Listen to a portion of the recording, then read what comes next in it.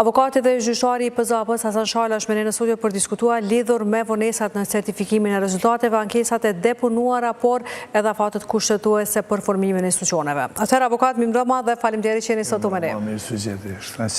Faleminderit shumë. Avokat, aktualisht sot ka edhe 5 ankesa të tjera në PZAP pas shpalljes përfundimtare të rezultateve. Fillimisht këto ankesa, avokat, e vonojnë certifikimin e rezultateve, marrë parasysh që do të mund të kenë gjithashtu të drejtë ankese edhe në Gjykatën Supreme, apo jo? Sigurisht, shtyjnë në fatin marrës e vendimit përfundimtar që të certifikohen zgjedhjet. Mirë po, këto janë të parapame që ka palët mund që konsiderën ose ndonjë subjekt politik apo individ mund të shtojnë ankesë kur shpallën apo certifikohen rezultatet nga ana KQS-s. Domethënë, brenda 48 orë nga dita publikimit të vendimit të KQS-s, palët e interesuar mund të shtojnë ankesë në PZAP. PZAP-ja është obliguar brenda 96 orëve që të marrë vendimin lidhur me ankesën cilën e kanë ushtruar palët e interesuara. Pas vendimit të cilën do ta nxjerrë PZAP-ja ose paneli prej 3 gjyqtarëve, se PZAP-ja përmbet prej 10 gjyqtarëve të cilët janë gjyqtarë në Gjykatën e Apelit dhe kryesuesi është i Gjykatës Supreme. Kështu që gjithë janë profesionistë për këtë çështje. Pas marrjes së vendimit nga ana PZAP, apet palët kanë të drejtë të ushtojnë ankesë në Gjykatën Supreme brenda 48 orë. Mirë po tani këtu Gjykatës Supreme jepet një fakt pak më i gjatë se sa PZAP-s. Kjo i ka 5 ditë që të vendos lidhur me ankesën e palëve të cilat janë të interesuar që të vendos Gjykata Supreme. Aktualisht avokati atëherë përfundon procedura, atëherë prej kësaj dite kur të dorëzohet edhe përfundon shtjerrën të gjitha mjetet juridike ndaj vendimeve të KQS-s dhe PZAP-s, atëherë vjen afati 30 ditor, kur presidentja ka për obligim të caktoj seancën konstituie të Parlamentit të Kosovës. Dhe avokat, nëse flasim për këto ankesa, ka dy ankesat të Partisë Demokratike të Kosovës të dy kandidatëve të cilët po përsëritën. Kjo është hera e tretë që po insistojnë në ankesa dhe po kërkojnë renumërim të vota. Mund kemi një vendim ndryshe të PZAP-s nëse dy shkallët e kaluara kur kishte rezultate preliminare u refuzuan ankesat e tyre për proces të renumërimit të votave. Arsyeja pse e kanë refuzu PZAP-ja dhe ka vërtetu vendimin e PZAP-s Gjykata Supreme ka pas se s'ka provat se vërtetojnë se ka pas shkelje apo manipulim të votave brenda partisë. Ata i kanë vlerësuar si soja, ndaj unë mendoj që edhe tani do të jenë një vendim tjetër, por kjo vetëm mundësia ligjore që jepet ku shpallet rezultatet përfundimtare, kështu që besoj që edhe apet të njëjtat vendimin do t'i marrin për shkak se esenca pse është bërë ankesa, konsideroj që është konsumuar, por vetëm do të përsëritet që do të refuzohet ankesa. Megjithatë, avokata, mund të ketë ndonjë bazë nëse e dim sepse në zgjedhjet e kaluara ishte pikërisht PDK-ja brenda së cilës kishte më shumë të manipulime me vota dhe duket që kësaj radhe avokat kemi një numër më të vogël të ankesave që tregojnë që ka pas një proces shumë të rregullt dhe një manipulim ose zgjoll ose hiç fare nëse nuk kemi vota. Ka pas efekt jashtëzakonisht të madh që prokuroria dhe gjykata kanë marrë iniciativa tani për me i gjyku manipulues të cilët kanë zgjedhjet e kaluara kanë manipuluar me bollak, them ashtu. Mirë po tani edhe vetë komisionerët janë mend dhe se nuk do t'i përsëritin veprimet e kundërligjshme të cilat i kanë ndërmarrë gjatë votimeve të mëparshme. Dhe si gjyqtar i PZAP-s, shihni që mund të ketë ndonjë bazë për ankesë, ka edhe një ankesë të listës serbe, e cila është ankuar se votat e Nenad Rashishit ka vota edhe nga shqiptarët. A ka bazë për ankesë në rast se nuk ka ndonjë manipulim apo ka dyshime për manipulim nëse një kandidat serb ka marrë vota nga shqiptarët? Nëse mund vërtetohet, unë mendoj këtu kemi pas edhe një praktikë gjyqësore të Gjykatës Supreme kur ka konstatuar se nuk lejohet vota e shqiptarëve të shkojë në votat e minoritetëve. Prandaj nëse vërtetohet fakt, unë kam dëgjuar po duken gjakohu, që nuk ka serb krejt ku kanë një numër shumë i vogël dhe numri i votave është i madh, por nuk kam informacione si është. Nëse vërtetohet se këto vota në një vend ku jetojnë 100% shqiptarët ka marrë vota Nenad Rashiqi konsideroi se shkelje dhe se gjykata duhet PZAP dhe kjo Gjykata Supreme do të merr vendim që të anulohen ato vota. Pse kemi një praktikë tillë kur me një rast për shembull ku ka qenë po më duket një stok për motrën e kësaj ka qenë një rast, janë dhënë vota kinse të komuniteti musliman, ata janë shqiptarë, kështu që këto decisivisht ligji ka përcaktuar se janë vota komunitetit Pakicë. Na ja gjykema duhet të shfrytëzohet si precedent edhe në reforma tjera apo jo? Sigurisht duhet. Duhet për shkak se këto vota janë komunitetit Pakicë, se sikur të japim ne votat, atëherë edhe shqiptarët do të vendosin edhe për votën e komunitetit Pakicë.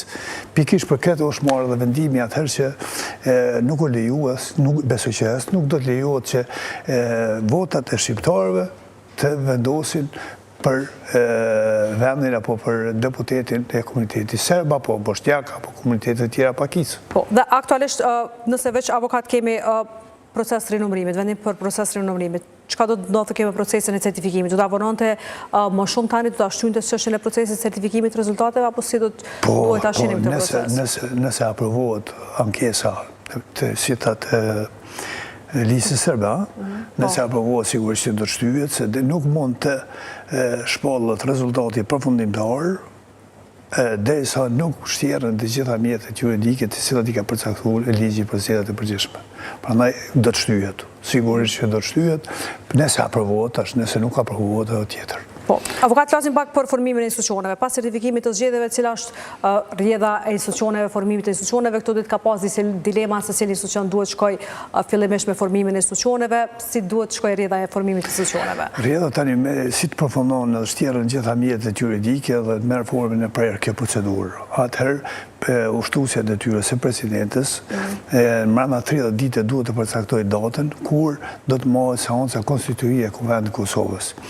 5 ditë po orën që aja fatë kur e cakton 30 ditëshin, ose mundet të ma shpet 25 varësisht sa, 5 ditë po para datës mbledhet kryesia e Kuvendit, që atë kryesit Kuvendit do të udhëheq Albulena si kryetare e Parlamentit Kosovës me kryetarët e partive që jenë në parlament. Edhe do të caktojnë rendin e ditës. Rendin e ditës do të caktohet se fillimisht në pikën e parë bëhet verifikimi i mandateve, pikën e dytë duhet të bëjnë betimin e deputetët, pikën e tretë do t'jetë zgjedhja e kryetarit të Kuvendit dhe pika 4 do t'jetë zgjedhja 5 nën kryetarit të Kuvendit të Kosovës. Mirë po, një çështje është shumë e rëndësishme që tani ushtuesja e detyrës nga momenti kur caktohet rendi i ditës, atëherë kësaj pushon mandati si kryetar i Kuvendit. Në momentin kur i skadon mandati si kryetar i Kuvendit, edhe si ushtues e detyrës së Kuvendit të Kosovës të njëjtës i shuhet mandati. Kështu që e kemi një vakum apo periudhë vakante që nuk do të kemi president derisa nuk zgjedhet presidenti kryetari i Kuvendit të Kosovës. Në momentin kur zgjedhet kryetari i Kuvendit të Kosovës tani do të menjëherë në mënyrë automatike bëhet edhe ushtues detyre i presidentit të Kosovës. Tash thonë se a do të jetë edhe këtu pak po dëgjoj nëpër mjetet informimin e televizionit shumë analistë, shumë juristë po thonë që tani nëse zgjedhet të zom Albulena ose kur do të zgjedhet kryetari i Kuvendit, ky i këto tiket 6 muaj ditë. Jo, s'do t'i ketë 6 muaj ditë. Do t'i ketë edhe 3 muaj. Për shkak se kushtetuta, taksa aktivisht ka thonë, ushtues detyre presidentit do t'jetë 6 muaj kryetari i Kuvendit. Këta mundet mundru. Tash marrë tjetër kryetar, i ka 3 muaj, apo 2 muaj e gjysmë sa i kanë mbet Albulenës. Nuk mund të ketë. Pra vazhdohet ai afati.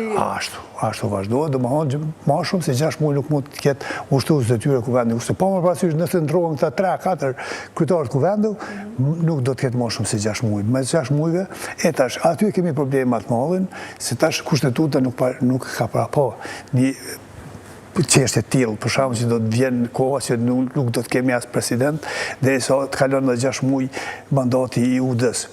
Atëherë në bazë një praktike shteteve të ndryshme të Evropës apo standarde kanë marrë që përderisa të zgjedhet presidenti i ri, të merr që ushtues detyre të jetë kryetari i gjykatës kushtetuese. Po, a mund të vim në rrethana të tillë tani në këto rrethana që jemi tani? Që mund çdo gjë do të ndodhë, dhe neve se çdo gjë po na ndodh. Prandaj ne po folim për këtë sens se sikur të kishim pas një udhëheqësa të partive politike të përgjithshëm, në këtë situatë, si shimorë në Parlamenti e Evropës, konstatoj se ne kemi një vjetë e gjithë humbur. Tash, sikur të kishin qenë të përgjeshëm, sigurisht që do të zgjidhe për 5 minuta, me pas vullnet me zgjidhe këtë qeshtje. Mirë, po këtu s'ka vullnet për me zgjidhe qeshtjen po shkojmë krizë pas krizë. Po deri tani kemi pas një krizë politike, krizë kushtetuese nuk kemi pas. Po, a mund krijojmë tani ndonjë krizë kushtetuese me këto reformat e krijuara aktualisht? Është krizë kushtetuese që këtë 5 ditë, 10 ditë nuk do të kemi president. Derisa të zgjedhet kryetari i kuvendit. Po, çka mund bëhet në këto rrethana? Apo veç duhet derisa të presim të zgjedhet kryetari i kuvendit? Apo mund të përfundojë edhe kjo? Nuk muj me dhonë një mendim tillë se kjo vërtet është një situatë pa imagjinueshme me të ndodhur. Se nuk e ka imaginu kush do të ndodhin këto gjona që në bazë këtyre kërkesave që këta ne i kanë dhe veprimet që ndërmuar kushtetuta jonë çdo shmi pas diku një 5.000 nene. Domethënë me përcaktuar çdo gjë.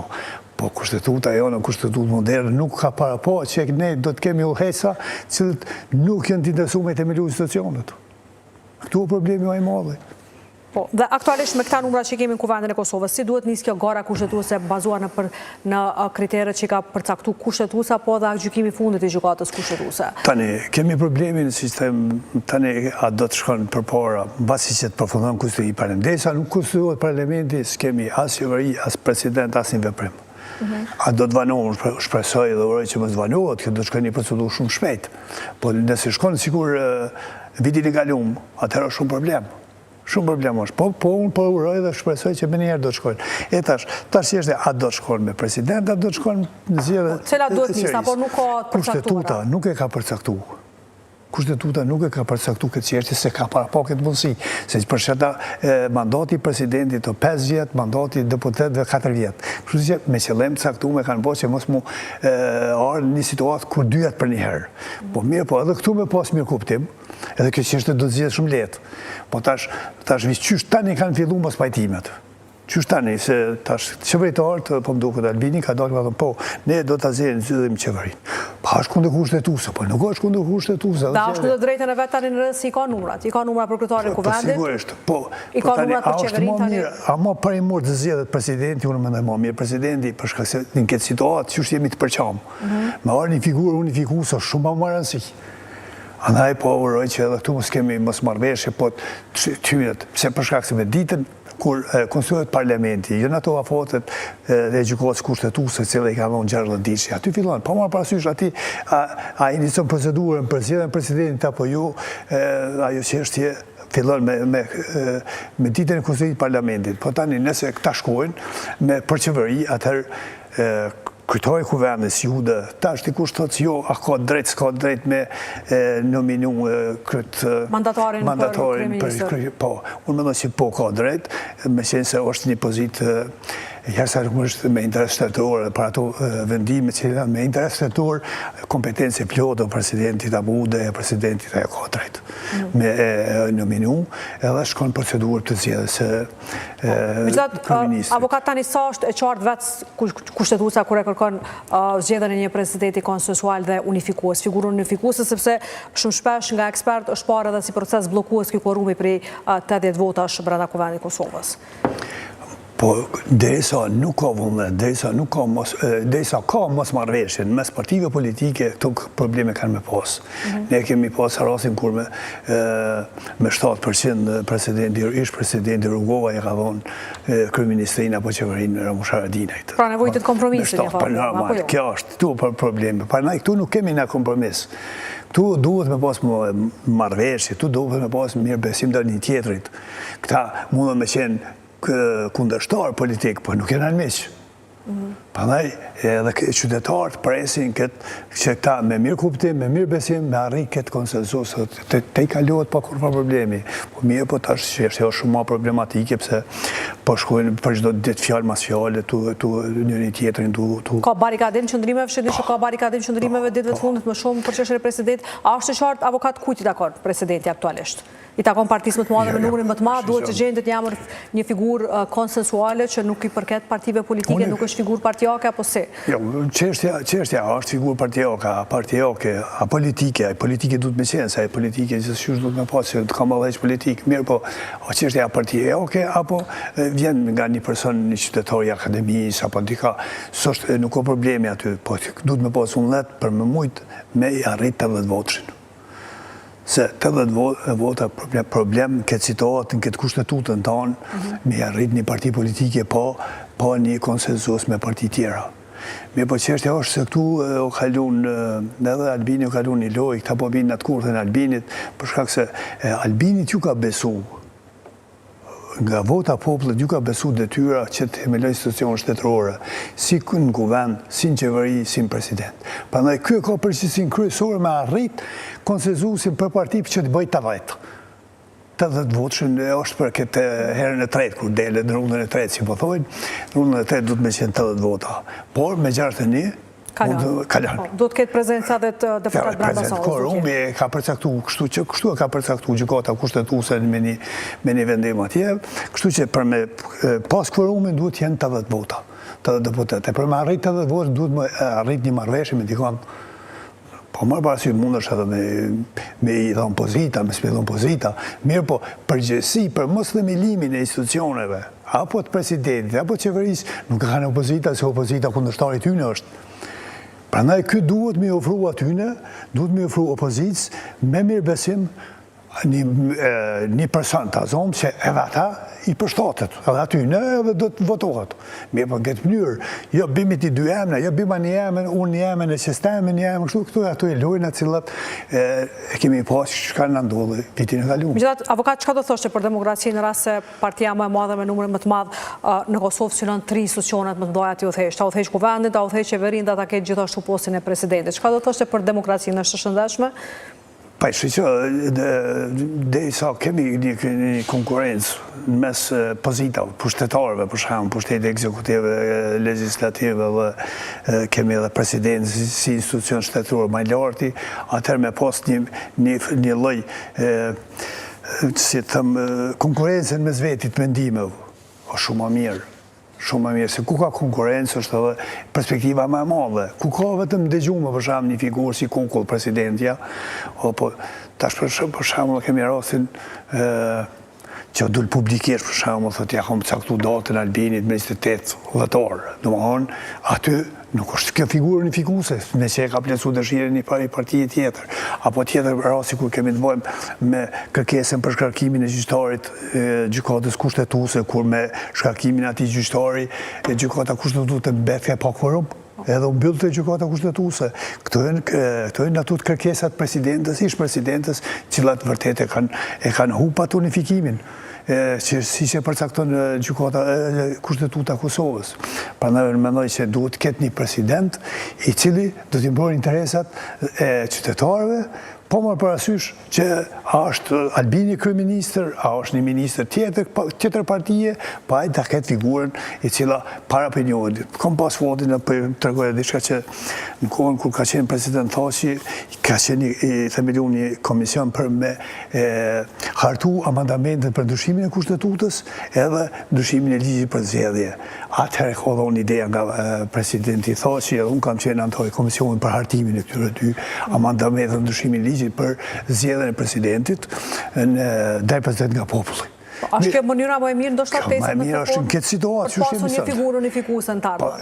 Në këtë situatë, çfarë jemi tani, nuk ka tjetër zgjidhje përveç se të ndryshohet kushtetuta dhe ligji për zgjedhjet. Mirë, po tani kemi një problem tjetër, se për ndryshimi kushtetuta është jashtëzakonisht vështirë, për shkak se duhet edhe vota e komunitetit. Pakicë, kështu që shpesh ndodhin ata bilater, o kanë qenë përveç që ka qenë pengesë dhe partitë shqiptare, kanë qenë sot po për shfrytëzoj rastin e Hashimi që tani është në fuqi dhe tash mundet mos zgjedhet pet. Mirë, po atëherë dhe ka qenë edhe një kërkesë serbe që të zgjedhet edhe Zavend Skujtori, e Zavend Skujtori të jetë komuniteti serb. Po, të është pranuar me kërkesë për të marrë votën e nuk është pranuar. Nuk u pranuar, as ideja është në sirtare, dokument, atër ka qenë president, tash se di ka është. Po, atër, avokat, ju faleminderit shumë që ishte sot me ne. Faleminderit shumë. Faleminderit shumë.